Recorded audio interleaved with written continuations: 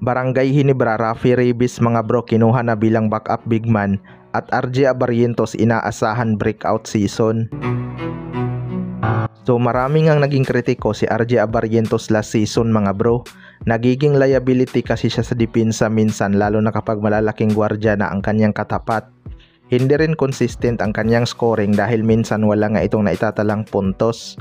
Pero malaki pa rin ang chance na siya ang mananalo ng Rookie of the Year dahil 2 beses na siyang nag-finals habang yung kanyang mabibigat na kalaban sa award na yan laging laglag. Ngayong off-season naman ay napunta sa Barangay Ginebra ang kanyang tito na si Johnny Abarrientos mga bro. Magiging malaking factor talaga to para maturuan niya itong kanyang pamangkin na si RJ Abarrientos. Inaasahan ngang magiging breakout season na ito ni RJ Abarrientos dahil nandyan na ang kanyang tito sa kanyang koponan na Barangay Ginebra. Dito nga madidevelop ang depensa ni RJ Abarrientos kahit maliit ito sa kanyang kabantayan. Alam naman natin kung gaano kagaling si Johnny Abarrientos noon lalo na sa depensa mga bro. Kaya malaking bagay talaga na ma-mentor niya itong si RJ Abarrientos. Sayang kasi mga bro kung hindi niya maturuan ng depensa si RJ lalo na gusto ni Coach Timcon yung may depensa. Siguro makakadagdag din ito sa kumpiyansa ni RJ Abarrientos dahil kapag nagkamali siya, siguradong papagalitan siya ng kanyang tito, 'di ba? Kaya sana mag-work ang kanilang tandem sa Barangay Ginebra. Sa kabilang banda naman mga bro, Barangay Ginebra, Raffy Reyes kinuha bilang backup big man. Ito ngang si Raffy Reyes ay tinanggal na sa Magnolia Hotshots mga bro.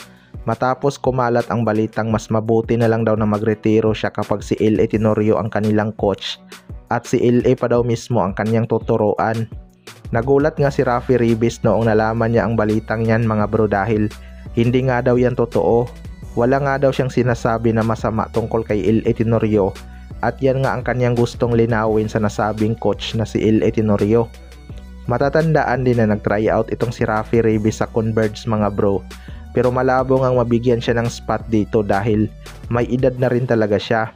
Pero ayon nga sa source mga bro ay pinag-iisipan na daw ni Coach Timcon na gawing backup big man itong si Raffy Reyes dahil laging bata niya naman din ito noon sa San Mig Coffee Mixers. Alam na din ni Coach Timcon kung paano gamitin ang isang Raffy Reyes mga bro. Kaso ang concern talaga sa kanya ay ang kanyang edad. 48 years old na kasi itong si Raffy Reyes kaya alanganin talaga tong ipasok sa lineup mga bro. May gusto siguro itong makuha na history sa ating liga na siya ang pinakamatandang active player. Magre-retire naman daw kasi siya mga bro pero alam niya daw kung kailan. Kaya abangan na lang natin kung mabibigyan siya ng chance sa Barangay Ginebra dahil mas marami pa talagang bata na deserve ang spot. Kung tutuusin mga bro wala naman na talaga siyang dapat pang patunayan dahil maganda naman ang kanyang naging karera sa PBA in 16 years.